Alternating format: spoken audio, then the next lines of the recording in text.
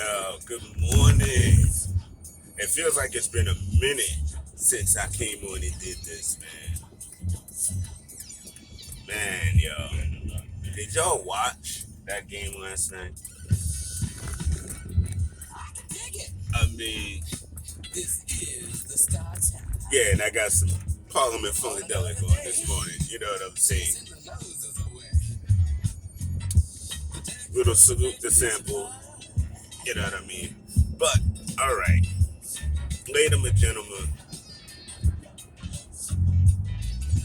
I am in a weird place this morning. I honestly did not realize how emotional I would be about the results of this NBA championship. But first and foremost, this 72 game season condensed was probably one of the best seasons of basketball I've watched in years. And I'm not being facetious. This was fun. This was engaging. This was everything that you want in an NBA season. And these two teams, the teams that made it to the finals, the Phoenix Suns and the Milwaukee Bucks, should both be very, very, very proud of themselves and very, very proud of their organizations and what they were able to accomplish, because it's not easy to win a championship, as Giannis put it, the hard way. And they did it. And that was actually a quote from his interview yesterday, as a matter of fact, last night. 8 years he and Chris Middleton were together.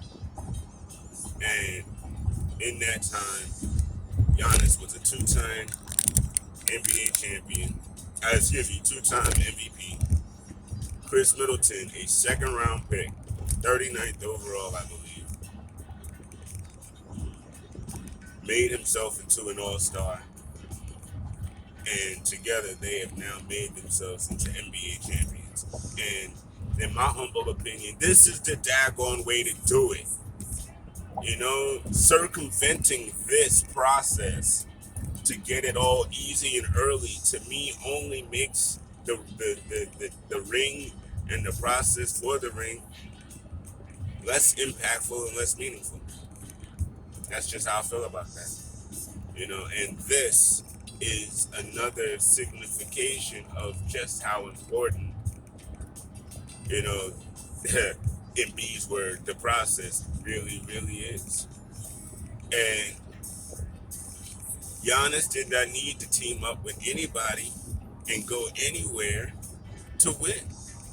He is in Milwaukee, in that small market. They haven't won since 1971. They believed in him. He believed in them. And the proof is in the pudding, man. We talked a whole lot of smack about Coach Budenholzer. And we did. We sure did. We talked a whole lot of smack about him. And Phil Collins won himself a championship. And no one can take that away from him. No one can say anything other than NBA champion Milwaukee Bucks. It's a great vibe. It really is. A kid that wasn't a product of the AAU and buddies and friendships and stuff. Kid with natural ability and a work ethic second to none. Built himself into a MVP caliber player. And that work has paid off in this. And honestly, this is the way that you're supposed to win, in my humble opinion. The team sees something in you, they draft you. Y'all work together, you build your skill up, they build theirs up. They understand where you guys are at, and they try to put people around you to win. And that happened. And I'm just so daggone stoked about it. I really am. My son was rooting for Giannis and him, and he's thrilled. When I told him this morning, first thing out his mouth was, "Let's go." I mean, and honestly, I haven't seen him as invested in an NBA season as he was this year either. You know, I mean, between the hometown Knicks doing what they did and just the whole vibrance and energy of the season from the play-in tournament all the way up, man, the playoffs were outstanding. They just were.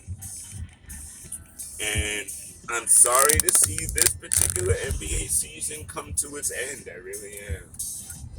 You know, this was a great time. I mean, and it's hard. It's sad that it's over. For lack of a better, it's just sad that the party's over. But I gotta give so much props and respect to the Phoenix Suns, man. Monty Williams is a class human being and a class actor, man. And for him to be going through all of his emotional turmoil from last night, but still to take a moment to go to the opposing locker room and congratulate that team too, man. You don't see a lot of really classy moves these days sometimes. You see a lot of wild stuff. But I'm glad that, that happened. And I'm just really glad the whole thing went down the way it did, Billy, as far as the teamwork, positivity, camaraderie, all the way around. You know, I feel for Chris Paul though. I really do feel for Chris Paul. But he gave his all, and I mean that's the thing though. The NBA title is elusive. Just because somebody tells you a superstar in this league or whatever, or just because you are a superstar in this league, doesn't mean you are guaranteed to win a ring. And big shouts to Control the Narrative. I was blessed to be a part of that show last night, and at that time I talked about that again. The conversation came up, and rings and great players are not synonymous, and it shouldn't be. And I feel like when people tried to make that synonymous is when it forced players' hands to have to want to team up and find ways other than the process to win a chip. Because now all of a sudden your legacy is about the chip. The legacy should not be about the chip. The legacy is about what you did when you laced up your sneakers. Because as I told those guys last night, dude, sometimes your team got, and no disrespect to Tony Douglas or anybody like that, but sometimes, folk like that are on your team and you can't help that your team is not complete or as strong as the other team you're facing. Or it could be the coach, and it could be so many things other than what that one player did. I mean, so for me, I can't and will never, judge a player or judge a player's legacy or their career based on the amount of rings they won. To me, that is nice. It's a great thing, but it's not necessarily germane to their individual greatness because it's a team sport, and you don't win a title by yourself. So I can't say somebody isn't great because they didn't win a ring when it could be a whole lot of reasons why they didn't win a ring. So rings and greatness don't have nothing to do with each other, in my humble opinion. And I know folk have talked to me about that for years and years, and that's my opinion. But Chris Paul, your legacy is that you are a great point guard in this league, and that you will be a Hall of Famer. And you don't need a ring to make you a Hall of Famer. What you did for this group of young boys, young men, what you did for them, is remarkable, and it can't be erased. Your impact on them and how they see this game and how they see the way to play this game. Man, listen, you know, folks should be so lucky as to have a legacy of influencing, positively influencing younger folk and giving a strong impact to their career.